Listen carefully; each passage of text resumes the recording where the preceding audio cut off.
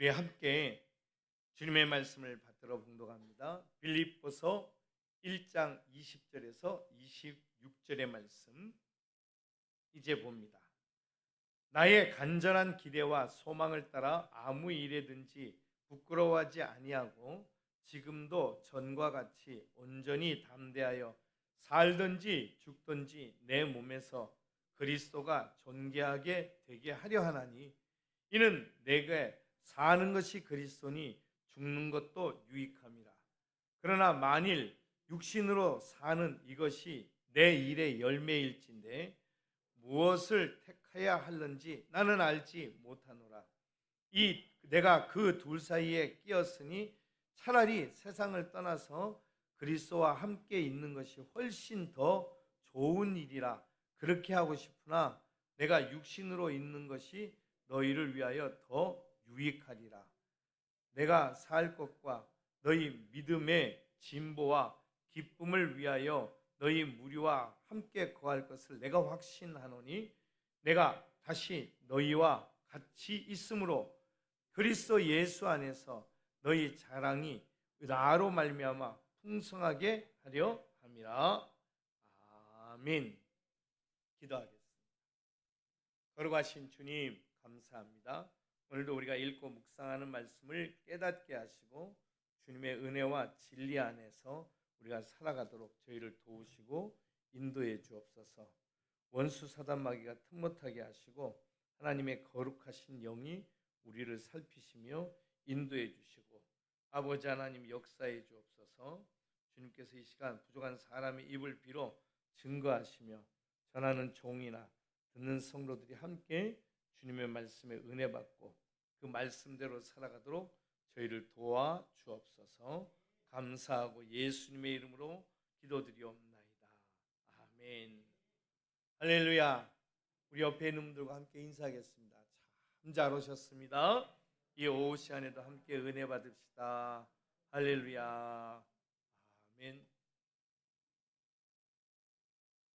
제가 설교를 열심히 준비해가지고 그리고 그것을 프린터해서 가지고 올라와서 여러분들과 함께 나눕니다. 근데 컴퓨터가 섰어요. 그래서 제가 어쩔 수 없이 제가 쓰는 노트북을 들고 왔습니다.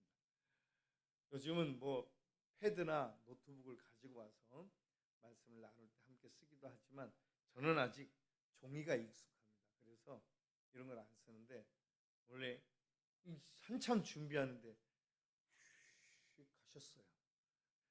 그래서 주님의 은혜 가운데 여러분 이 시간에는 함께 은혜를 나누는 시간이 함께 되시길 축복합니다. 오늘은 우리가 읽은 말씀 빌립보서 1장 20절에서 26절의 말씀을 가지고 더 유익한 일을 위하여 라는 말씀의 제목을 함께 은혜를 나누고자 합니다. 여러분 이제 우리 곁에 먼저 천국으로 가신 분도 계시고 아직 우리가 세상을 살아가는 사람들도 있습니다. 여러분들은 얼마나 더 사실 것 같아요? 제가 늘 말씀드리죠, 그죠? 오래 살려고 하지 마시라고. 그냥 딱 모세만큼만 사시라고. 모세처럼 80살에 주님 부르시거든 손 들고 아멘 하고 주님 앞에 쓰임 받으시라고. 모세가 몇 살까지 살았죠? 별로 안 사셨습니다. 120살까지밖에 못 살았어요. 그러니까 아브라함은 176세까지 살았습니다. 그리고 그의 아내였던 사라는 125세까지 살았습니다. 그러니까 앞으로 여러분들은 지금까지 살아온 날보다 더 살아갈 날들이 또 창창 많은 줄로 믿습니다. 할렐루야. 대답은 우리 차명기 장로님만 하시네요. 아직 120 그러니까 뭐 아득한 우리가 과연 몇 살까지 살까요? 근데 오늘 성경에 사도 바울은 아무 그런 것과 상관없이 그렇게 이야기합니다. 나의 간절한 기대와 소망을 따라 아무 일에든지 부끄러워하지 아니하고 지금도 전과 같이 온전히 담대하여 살든지 죽든지 내 몸에서 그리스도가 존귀하게 되게 하려 하나니. 그러면 내가 120살을 살든 150살을 살든 200살을 살든 그리스도가 내 몸에서 존귀하지 못하게 된다면 의미 없다. 그 생애는 가치 없다. 이런 뜻이 여기에 포함되어 있는 거죠. 그죠? 예. 그래서 사도 바울은 내가 둘 사이에 끼어 있다라고 말하면서 말하기를 내가 그리스도가 나를 살리시는 그 생애와 이제 나를 데려가시는 생애 이 둘 사이에 끼어 있다. 그래서 내가 살든지 죽든지 그리스도를 존귀하게 하려 합니다. 너무나 멋진 말이죠. 그죠? 예. 우리가 살든지 죽든지 먹든지 마시든지 무엇을 하든지 사도 바울은 고린도서에서는 다 하나님의 영광을 위하여 하라 이렇게 말했습니다. 우리가 어떤 삶을 살아야 우리의 삶이 행복할 것인가? 삶이 행복하지 않은데 120살까지 살면 무슨 의미가 있습니까? 그죠? 그저 그냥 매일같이 하나님 나 좀 데려가 주세요. 하나님 나 좀 데려가 주세요. 이러면서 50년을 살면 야, 이건 보통 일이 아닌 거죠. 그죠? 예. 그런데 너무나 행복하게 시간을 보내며 세월이 가는 것도 모르고 있다가 어느 날 눈 떠보니까 어이구야 내가 나이가 이렇게 먹었네 이러면 얼마나 행복하겠습니까? 그죠? 여기 앉아 계신 우리 교회 성도님들 모두가 그렇게 사시길 주님의 이름으로 축복합니다. 그래서 좋은 일들만 있으세요. 좋은 일들은 내가 기뻐하고 내가 당연시 여길 일들이 아니라 오늘 사도 바울의 표현에 의하면 내가 그리스도가 존귀하게 되는 일이다 이렇게 얘기합니다. 어떻게 살아야 우리의 삶에서 그리스도가 존귀하게 될 수 있을까요? 바울은 이렇게 얘기하는 거예요. 그리스도가 존귀하게 되는 삶은 나를 통해서 세상이 유익하게 되는 것. 그래서 내가 살고 있다거나 죽었다거나 이게 문제가 아니다라고 하는 거죠. 사도 바울은 성경에 보면 그렇게 오래 살지는 못했습니다. 우리로 치면 사도 바울의 나이가 한 60 조금 넘었을 때 순교했다고 알려져 있습니다. 그분의 순교는 목이 잘려서 순교를 했습니다. 그러니까 목을 이렇게 내놓고 있으면 위에서 칼날이 뚝 하고 떨어지면 목이 잘리는 거예요. 그렇게 되면 이제 순교를 하게 되는데 바울의 순교는 그와 같았다. 그리고 여러분 알듯이 베드로는 십자가에 거꾸로 매달려서 순교했다. 뭐 이런 얘기도 있죠. 거꾸로 매달리는 것은 피가 거꾸로 통하는 거니까 얼마나 고통스럽겠습니까? 여러분 어찌됐든 간에 바울은 자기의 몸에서 그리스도가 존귀하게 되기를 원한다. 그래서 살거나 죽거나 이건 그렇게 큰 문제가 아니다.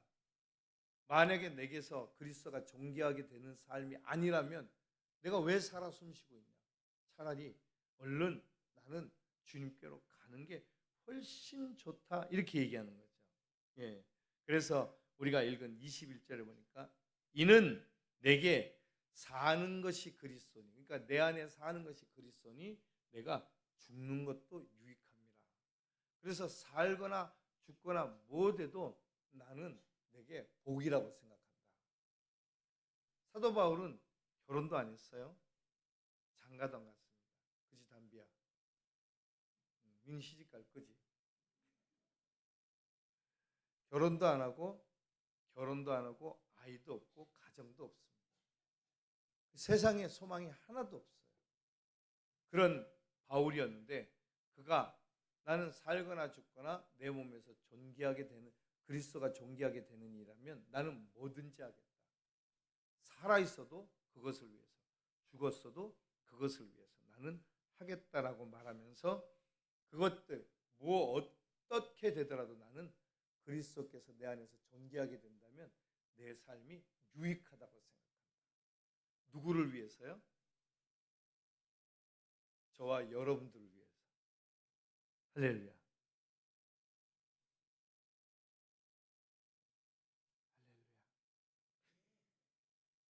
예. 그래서 22절에 23절 우리 같이 볼까요?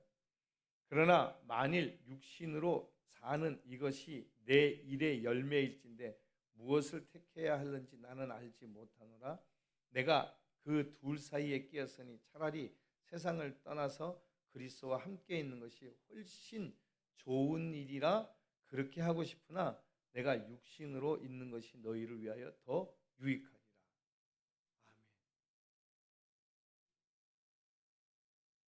아멘. 사도 바울이 그렇게 얘기했죠. 내가 그리스도와 함께 십자가에 못 박혔나니 이제는 내 안에 내가 사는 것이 아니요 그리스도 예수께서 사시는 것이다. 내 안에 내가 사는 것은 오직 그리스도를 아들을 믿는 믿음 안에서 사는 것이다라고 그렇게 고백했습니다. 그러니까 오늘 사도 바울은 이제 내 삶의 열매가 어떠할런지는 나는 모른다. 그러나 그 삶의 열매를 통해서 하나님께서 영광 받으시게 될 것을 나는 기대한다. 그래서 내가 살거나 죽거나 하는 그 삶의 문제가 아니라 내가 살아있다면 여러분들을 위해서, 죽었다면 그리스도 안에. 예.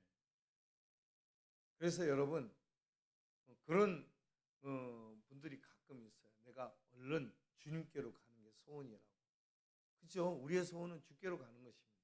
그죠? 그래서 이 땅에는 미련이나 소망이 없어요. 이 땅에 미련이나 소망이 있지 않고 하나님 나라에 소망이 있어요.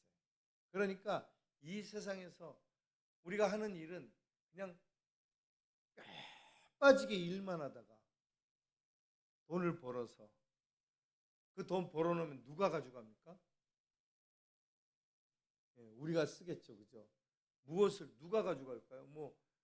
내가 다 쓰지도 않을 뿐더러 그렇게 해서 살다가 어느 날 그냥 예를 들어서 일하다가 병들거나 그러면 이거 세상에 무슨 난리입니까? 그죠?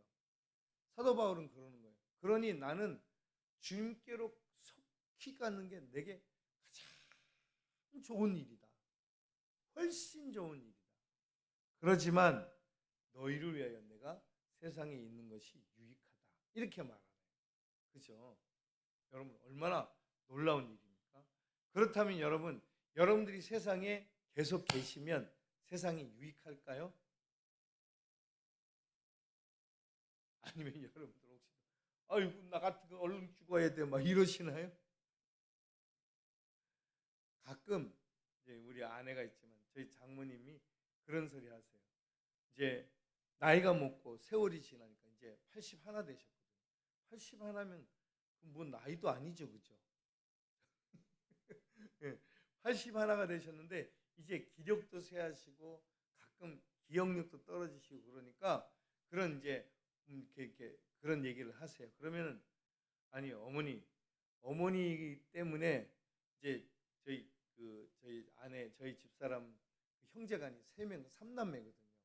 그 중에 저희 집사람하고 그다음에 처남 둘이 있는데 막내 처남도 목사예요. 아니 세상에 어느 집안에서 목사를 3남매밖에 안 되는데 그 중에 둘이나 목사 만들고 응? 그리고 하나 겨우 사업하는데 그거 하시면 다 되는 거지 뭐가 걱정이세요? 그런 얘기를 제가 하거든요. 예. 가끔 보면 그런 사람도 있잖아요. 집안에 다 목사고 뭐 근데 어쨌든 간에 그런데 뭐가 염려고 뭐가 걱정이세요? 걱정하지 마세요. 하나님이 나머지는 다 책임져 주실 거라고. 그리고 또 뭐 맨날 그런 얘기 하세요. 내가 좀 풍족하면 마음껏 나눠주면서 살 텐데 그분은 본성상 나눠주면서 사는 스타일. 없으면 불안해요. 나눠줄 게 없으면. 그 뭐라도 해가지고 맨날 이제 우리 애들도 여기 있지만 애들도 봐서 알지만 뭐라도 해가지고 부침개라도 해가지고 꼭 옆집에 뭘 갖다 줘야 돼요. 하루라도 뭘 안 갖다 주면 불안해하세요. 그게 사는 낚시예요. 혼자 사시면서 얼마나 복이 있습니까, 그렇죠? 그렇게 살면서도 언제나 하나님과 동행하게 하면서 사는 것이 얼마나 행복한 일인지 그분이 이제 보여주세요. 그런데도 나이가 먹으니까 그런 얘기를 하시더라고요. 뭐가 걱정이시냐고. 자식들 잘 키워서 두 집이나 목사 만들어 놓고 또 그 자식들이 또 자식들을 낳아서 가정을 이루고 가문을 이루고 살아가는데 저희 집만 해도 애가 셋이잖아요, 그죠? 예, 셋, 둘, 애들이 8이에요, 형제간에. 얼마나 다복하겠습니까, 그죠? 근데 우리 인생이 뭐냐는 거죠. 사는 건 뭐고 죽는 건 뭐냐는 거죠. 내가 사는 건 무슨 의미가 있고 죽는 건 무슨 의미가 있냐는 거죠. 그죠? 오늘 이 사도 바울은 결혼도 안 했다고 말씀드렸잖아요. 그러니 가정도 없고 자식도 없어요. 그러니까 더욱더 저희 같으면 결혼도 했고 자식도 있으니까 우리에게 이 아이들이 자라나서 자기들의 자리를 찾아가는 것이 우리에게 소망이잖아요. 그죠? 그리고 잘 찾아가면서 더욱더 하나님께 쓰임 받는다면 그보다 더 큰 소망이 없어요. 근데 자식도 없는 바울, 가정도 없는 바울은 도대체 무슨 소망이었어요? 한 가지밖에 없죠. 내가 빨리 주님께로 가는 것. 그죠? 온전히 복음 전하다가 그냥 가는 곳마다 복음 전하다가 주님이 부르시면 아멘 하고 가는 것. 그래서 주님 나를 부르시는 것이 내게 너무나 좋다라고 말하는 거죠. 그죠? 여기 이렇게 얘기하잖아요. 예. 오늘 읽었던 말씀 23절에 보니까 내가 이 그 둘 사이에 끼었으니 차라리 세상을 떠나서 그리스도와 함께 있는 것이 훨씬 더 좋은 일이라. 할렐루야. 이것이 좋은 일이라 이렇게 말합니다. 저도 그렇게 생각합니다. 왜냐하면 제가 이 땅에서의 소망은 가족들, 아이들에게 있겠지만 진짜 소망은 하늘에 있으니까요. 그래서 그리스도와 함께 거하는 것이 저는 제일 좋은 일이라고 생각해요. 그리고 저 가끔 그런 얘기합니다. 제가 살아보니까 살면 살수록 죄를 더 많이 짓는 것 같아요. 죄가 쌓여가지 죄가 해결되는 법은 없어요. 그러니까 오래 살면 오래 살수록 죄만 더 짓는데 하나님 제가 죄를 덜 지었을 때 죄가 좀 그래도 더 덜 지었고 없을 때 그때 저를 좀 데려가 주세요. 그런 기도도 해봤어요. 근데 이게 어리석은 기도라는 게 우리 죄를 주님이 용서해 주세요, 안 해주세요? 다 용서해 주시죠. 우리에게 죄가 남아 있나요, 없나요? 선생님 뭘 생각하세요? 우리 주님이 우리 죄를 다 용서해 주시죠. 그죠? 그래서 주홍빛같이 붉은 죄를 흰눈같이 희게 하리라. 우리 죄를 동이서에서 먼 것 같이 다 주님이 옮겨 놓으신다고 그랬잖아요. 그러니까 우리는 죄가 없어야 천국 갑니다. 죄가 있으면 절대 천국을 못 가요. 할렐루야. 예수 그리스도께서 우리 죄를 다 짊어지셔서 십자가에서 해결하시는 거예요. 그렇죠? 그래서 우리에게는 죄가 있어요, 없어요? 없습니다. 그래서 우리는 날마다 주님 앞에 뭐 해야 되나요? 회개하는 거죠. 회개하지 않고서는 절대 살아갈 가망이 없는 존재인 것입니다. 할렐루야. 그래서 우리는 주님 앞에 날마다 회개하면서 우리의 죄를 회개하고 용서받고 회개하고 용서받고. 아니 교회 다니는 사람들은 그냥 맨날 죄 짓고 회개하고 죄 짓고 회개하고 죄 짓고 회개 안 하면 어디로 가라고? 지옥 가라고? 그래서 그건 그 사람들이 몰라서 하는 얘기예요. 그렇죠? 우리는 무조건 회개해야 됩니다. 우리는 천국 가는 유일한 길은 우리가 무슨 선업을 많이 쌓아서 대단한 존재로 사람들 앞에 많은 일들을 해서가 아니라 하나님이 우리 죄를 용서하실 때만 천국 갈 수 있습니다. 유일한 길은 회개하는 것입니다. 그렇다면 우리가 천국에 들어가는 유일한 길은 한 방울의 회개의 눈물인 거죠. 그죠? 주님 용서해 주옵소서 그래서 뚝 떨어뜨리는 이게 나로 천국 가게 하는 거예요. 그런데 사람들은 잘 모르니까 죄 짓고 회개하고 죄 짓고 하고 죄 지으면 회개해야 됩니다. 안 하면 큰일 납니다. 그렇죠? 그래서 우리는 날마다 주님 앞에 주님 저를 용서해 주옵소서. 나를 불쌍히 여겨 주옵소서. 저는 죄인입니다. 그러나 예수님이 내 죄를 다 사하셨음을 믿습니다. 사죄의 은총. 그래서 구원의 확신, 사죄의 은총, 인도의 확신. 이제 여러분 나중에 이제 우리가 성경 공부하면 그런 거 할 거예요. 그래서 우리의 삶이 그렇게 해서 신앙생활이 깊이 들어가는 거예요. 그러면 나중에 바울과 같은 고백을 하게 되는 거예요. 무턱대고 바울과 같은 고백을 하는 것은 아닙니다. 무턱대고 우리가 사는 것도 뭐 그리스도요, 뭐 죽는 것도 그리스도니 내가 사나 죽으나 주님의 것이로다 이렇게 고백을 해요. 근데 주님이 데려다가 먼저 쓰면 주님 저 지금 바빠요. 주님이 이것 좀 해라. 좀 기다려보세요. 나 지금 바쁘다니까요. 그런다니 그러지 않나요? 먼저 요것 좀 하고요. 얘가 지금 더 중요하거든요. 주님이 부르셔서 쓰실 수 있는 날이 없어요. 예. 맨날 내일이 바빠서 그런데 여러분, 그래도 주님은 날마다 우리를 부르시잖아요. 그렇죠?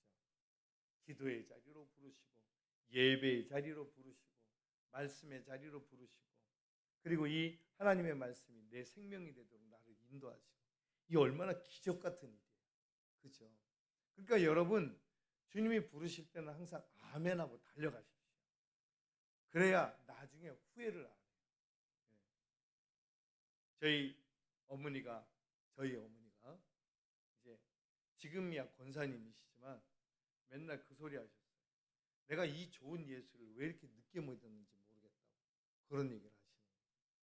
제가 믿으라고 교회 다니라고 할 때는 그렇게 교회를 안 다니시더니 저희 집사람이 저희 아내가 이제 전도하니까 그때부터 나가기 시작했어요. 지금 한 30년째 교회를 다니시고 계시는데 제가 전도하면 어머니가 니나 잘 믿어라. 니 꼬라지를 봐라. 제가 잘 못 살았는가 보지. 예, 부모님들은 항상 자식이 왼수 같다. 근데 어쨌든 그러셨는데 그렇게 얘기를 하시는 거예요. 그리고 하나님의 영광을 위해서 사시기를 그렇게 소원해도 마음과 몸이 그렇게 꼭 맞게 떨어져 주지는 않는 거죠. 여러분, 우리는 이렇게 살 것인가 저렇게 살 것인가 죽을 것인가 이런 기로에 수도 없이 쓰게 됩니다. 그런데 여러분, 거기에 중심에 누가 있다고요? 예수 그리스도가 있다고. 그게 있어야 살든지 죽든지 우리가 무엇을 하든지 어떤 결정을 내릴 때 흔들리지 않게 되잖아요. 그런데 내가 주인이 되면 사는 것도 나고 죽는 것도 나고 에이 다 때리쳐 휴려당 뛰어들여서 죽게 되고 그럴 수도 있는 거죠. 너무나 무가치한 삶이 되고 마는 것입니다. 그러면 내가 내 자신을 위해서 살다가 나중에 뒤를 돌아보면 남는 것은 아무것도 없는 허무함을 우리가 깨닫게 돼요. 그래서 우리가 많이 이루어 나왔는데도 내가 허무하다는 사람들이 많잖아요. 그죠? 그러나 내가 조금만 이루어 나왔어도 하나님이 나와 함께 하시다는 확신이 들면 두려움이 없게 되는 거죠. 그렇죠? 그래서 오늘 사도 바울은 두려움이 없는 거예요. 살든지 죽든지 내가 그리스도가 존귀하게 되기를 원한다. 이런 사람을 누가 이길 수가 있겠어요? 그렇죠? 여러분, 우리가 나이 먹고 세월 지나서 이제 아이고 이제는 뭐 죄송합니다.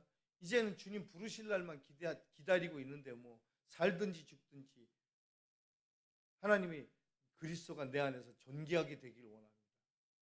말이 될까요? 안 될까요? 안 됩니다. 내일 주님이 나를 부르신다고 할지라도 내가 살든지 죽든지 내 안에서 그리스도가 존귀하게 되기를 원합니다라고는 믿음과 신앙의 고백이 없으면 절대 하나님의 영광이 드러나지 않는 거예요.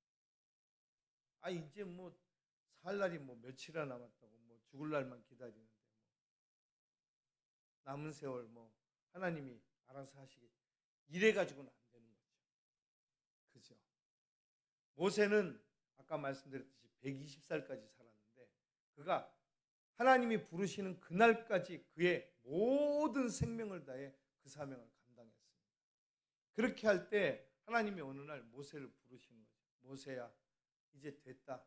너는 이 산으로 올라와라. 그 산이 느보산이었습니다. 그렇죠? 느보산으로 올라갔는데 느보산에 아무도 못 올라오게 하셨습니다. 오직 모세 하나만. 그 모세가 터벅터벅 그 산을 올라갔겠죠. 하나님의 지팡이를 손에 들고. 그죠? 여러분, 법궤 안에 있는 지팡이는 모세의 지팡이가 아닙니다. 그죠? 누구 지팡이죠? 아론의 쌍난 지팡이에요. 혹시 또 모세 지팡이인 줄 아시는 분은 없죠? 예. 아론의 쌍난 지팡이지 모세의 지팡이는 모세가 들고 사는 느보산으로 올라가 버렸어요. 그거 좀 주고 가지. 그죠? 왜냐하면 뭐라고 그랬냐면 성경에 보니까 그 지팡이가 무슨 지팡이? 하나님의 지팡이라고 그랬거든요. 아이고 그거 좀 주고 가지. 그거로 그냥 딱 나면 홍해도 갈라지고 땅도 갈라지고 갈라졌던 땅도 들러붙고 그럴 텐데 그럴까요? 우리가 신앙생활하면서 지팡이가 능력 있는 줄 알아요. 그죠? 모세가 능력 있는 줄, 하나님이 능력이신 줄로 믿습니다. 하나님이 안 계시면 모세는 아무 가치 없어요. 그죠? 아론도 아무 가치 없어요. 저도 아무 가치 없고 여러분들도 아무 가치 없어요. 그런데 예수님이 우리를 사랑하신 줄로 믿습니다. 그래서 우리를 존귀하게 여기시는 줄 믿습니다. 그러니 사도 바울이 살든지 죽든지 내 몸에서 그리스도가 존귀하게 되기를 원합니다 라고 고백하니까, 아유, 그렇게 살려면 어떻게 살아야 돼? 또 죽어야 되나? 뭐 이렇게 생각하지. 그게 아니에요. 이미 사도 바울은 언제나 그렇게 고백할 수 있는 뭐가 있어요? 은혜가 있는 거죠. 할렐루야, 그죠? 은혜가 있는 거죠. 그래서 자기는 자기가 죽고 주님이 사시는 것이 당연하다고 여기면서 여태껏 살아온 거예요.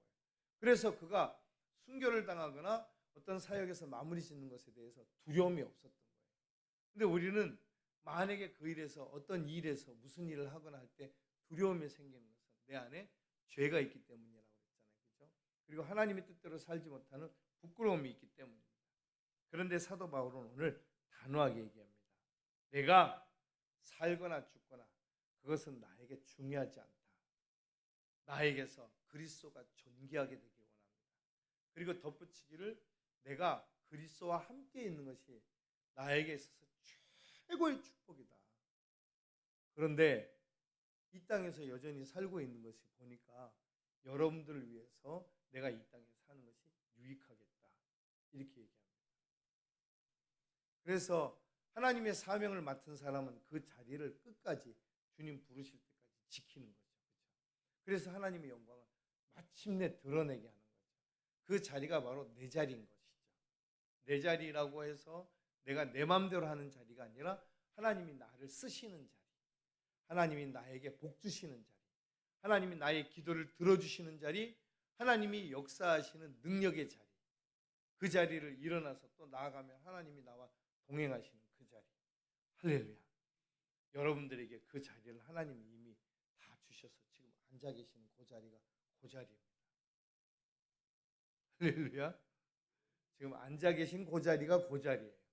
기도하는 자리, 말씀의 자리, 하나님을 찬양하는 자리, 그리고 하나님의 능력과 은혜를 받는 자리.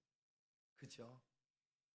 마음껏 하늘의 신령한 복을 땅에서 받고 누리면서 믿음으로 살아가는 저와 여러분들 되시길 주님의 이름으로 축복합니다. 이렇게 얘기합니다. 마지막 26절 같이 볼까요? 내가 다시 너희와 같이 있으므로 그리스도 예수 안에서 너희 자랑이 나로 말미암아 풍성하게 하려 함이라. 아멘. 그렇습니다. 이제 그렇게 말합니다. 너희가 믿음 안에서 사는 그 놀라운 은혜와 축복이 내 안에서 이렇게 흘러가게 된 것을 나는 너무 감사하다. 이런 얘기 들으면 조금 너무 좀 교만지다 이런 생각이 들어요. 근데 바울이 그렇게 얘기하는 이유가 있어요. 절대 내 안에 있는 그리스도가 여러분들에게 흘러갔다는 사실을 잊지 마세요. 이런 뜻이에요. 우리가 다른 생각을 해보면 바울이 자기가 신앙이 그렇게 좋았어? 그렇게 대단한 사람이야?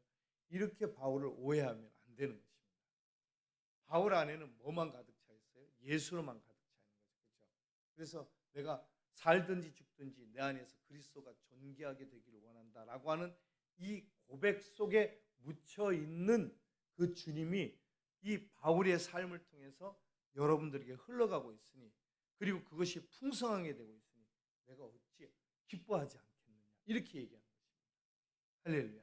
그래서 제가 말한다면 제가 여러분들에게 전달해주고 전파해준 그 예수 그리스도를 받아들이고 믿고, 그리고 그렇게 믿음으로 살려고 몸부림치는 그 모습이 하나님 보시기에 얼마나 기쁜가. 삶에 풍성한 것처럼 열매 맺는 것을 저는 눈으로 보입니다. 이렇게 얘기하는 거죠. 할렐루야. 그렇죠, 그렇죠. 우리 권사님들, 우리 집사님들, 우리 모든 성도들, 우리 장로님들 모두가 이와 같은 은혜의 삶, 축복의 삶을 살아가시길 축원합니다. 세상이 엉망진창인 것 같지만 우리는 눈이 환해요. 아침에 제가 일어나면 문을 탁 열면 앞에 파란 초록색이죠. 파란 게 아니고 초록색 산과 나무들과 이렇게 벌판이 확 펼쳐져 있습니다. 그럼 눈이 시원해요. 여러분 문을 탁 열었는데 우리 또 뭐죠? 빌딩 숲속에 아파트의 빌딩 숲속에 사신 문을 딱 열는데 이따만한 빌딩만 딱 보이면 얼마나 깜깜하겠어요, 그죠? 근데 문을 딱 열는데 나무와 숲이 보이면 얼마나 시원한 거, 그죠? 눈이 시원해지면서 행복해져요, 그죠? 그런데 오늘 사도 바울이 그렇게 얘기하는 거죠. 내가 눈을 확 뜨면 주님이 나와 함께 하시는 것이 확 보이고 그 주님께서 내가 그렇게 사랑하고 갈망하는 여러분들과 함께 있는 것이 보이니까 얼마나 행복한지 모르겠다는 거죠. 할렐루야. 그러니까 지금 사도 바울의 고백인 거죠. 이 바울의 고백은 주님만으로 모든 것이 다 만족하고 행복하다는 것입니다. 어디에서 쓴 글이라고요? 감옥 안에서. 무엇이 행복하고 무엇이 만족스러워요?